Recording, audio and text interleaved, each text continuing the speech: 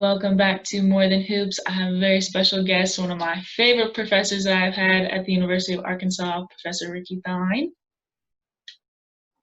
Hey, Jalen, how you doing? I'm great. How are you?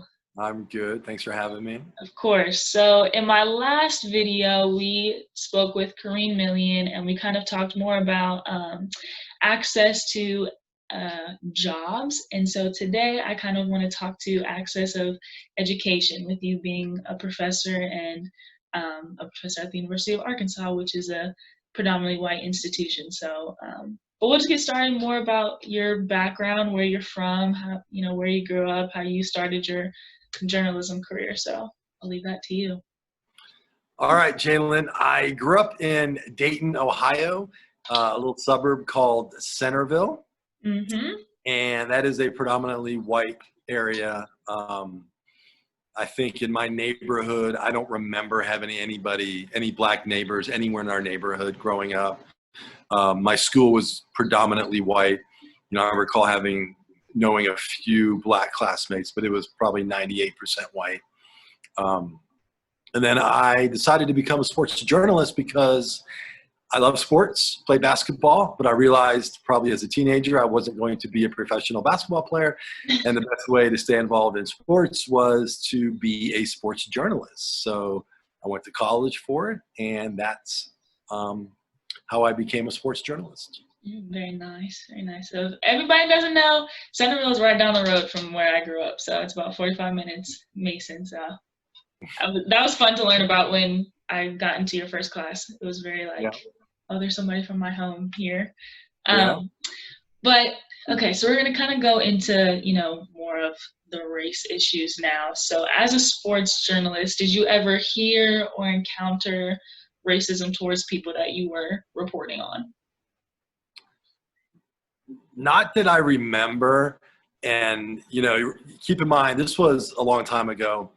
And at that time in my life, racism was not something that I thought a lot about, right? Being white, I've never dealt with racism. And when I got into this business, that was not something that I was thinking about. And so I'm sure it happened around me, but it was just not something that was in the forefront of my mind. So I wasn't looking for it, and I don't think I ever noticed it. Nothing comes to mind. But again, I'm sure it happened in subtle ways that today I would recognize. But back then I was much younger, and I was just all gung-ho about being a journalist, and it was not something that I was really paying attention to. Yeah. Do you see, kind of taking a back seat now, do you see any issues with sports journalists regarding race?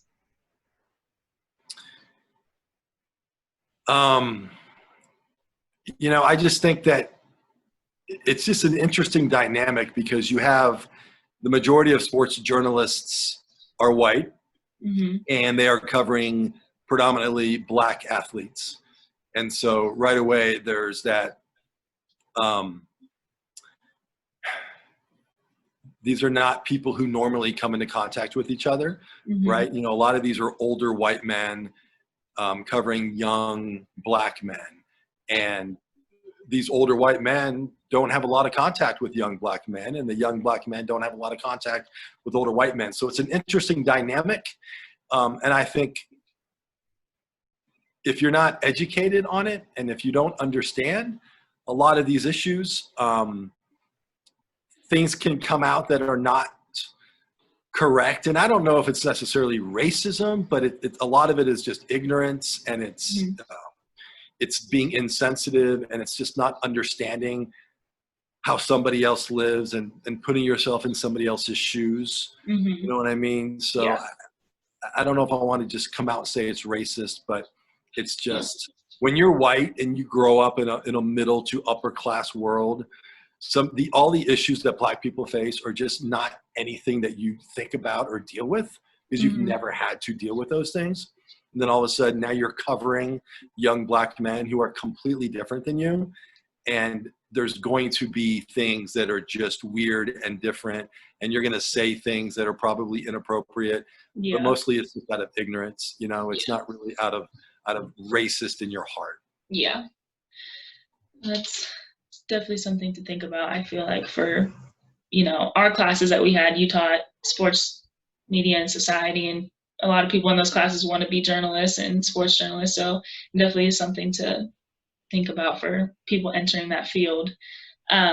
But as a professor at a predominantly white institution, Arkansas is, the population of African Americans is only 4% in the student body, which is like roughly 900 people out of a 26,000 student body. So it's not a lot, but what do you think something like that our school can do to be more inclusive?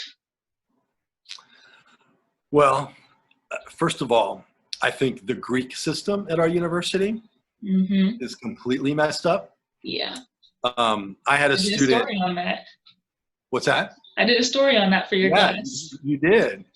And I'm really surprised that nothing has changed. I had a student who took a bunch of classes with me, and she was in a sorority, and she told me that, I don't remember which one it was, but her sorority was about 400 girls, and she told me less than 5 were Black.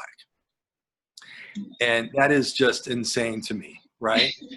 I mean, you drive down Maple and you see these beautiful, large plantation-style houses. These are all sorority houses, right? Yeah. And then where are the sorority houses for the Black sororities? They don't have any. I mean, they're hidden somewhere on back roads, and they're much smaller. And that's crazy to me. It's completely insane that Greek life is still segregated at the University of Arkansas, and it's probably like that at other schools too. So I think they got to blow up the entire Greek system, but they got to shut it down for a year to figure out what's going on. They need to, because can you imagine being a young Black woman and wanting to join a sorority that had 3 Black girls out of 400 girls? Of course you're not going to be comfortable. Of course you're not going to feel welcome. So one thing they can do, and I don't know if this is what the Black students at Arkansas want, but get rid of all, white and Black sororities and fraternities, and just say there has to be a certain number of students of color in every sorority and every fraternity on campus, right? I mean, sometimes you have to force change in order to have change. And that way we don't have this separation of white and Black sororities and fraternities. So do you think Black students would want to do that? I mean, I know Black sororities and fraternities it's a very historical and kind of proud thing to be a part of, like AKAs or the alphas, and so it's more of like a pride and generational thing, and I know that's kind of throughout every school, and it is very prominent, I think, in the African American race. And so I don't know if that would be something that people would like, but I know, like, speaking with people that are in like Black fraternities and sororities, they do see that difference between like housing and funding at our school, and it's like incredibly disproportionate. Like you said, we have these huge houses on Maple that are like 5-story mansions is what they look like, and then there's a 4-bedroom apartment for the alpha house. So I don't know if that would be the best thing, but I understand where you're coming from. It's just I don't know, and it's just sad that you don't see the same funding for people that are doing the same thing, that are still going out into the same community and doing the same work. And if the Black fraternities and sororities wanted to stay separate, then at minimum the housing would have to be equal and the funding would have to be equal. Now, I don't know if they would want to live in those houses on Maple. If a Black sorority would want to live in those houses on Maple, I don't know if they would want to or not. But you got to figure out a way to make it all equal, because right now, of course, they're going to feel like they're being treated as if they're inferior based on the living conditions and the funding, and that can't happen, right? I mean, it's amazing that it still goes on right now. And I know you wrote a story on that in my class, and it was great. Thank you. But I cannot believe that still happens. One other thing that I was thinking about, and this is kind of forced and it may be kind of cheesy, but I ask a lot of my white students if they have Black friends, and they say no. And I say, why not? And they say, because I don't ever have a chance to meet them. You know, like we don't run in the same circles, and I just don't have a chance to ever meet them.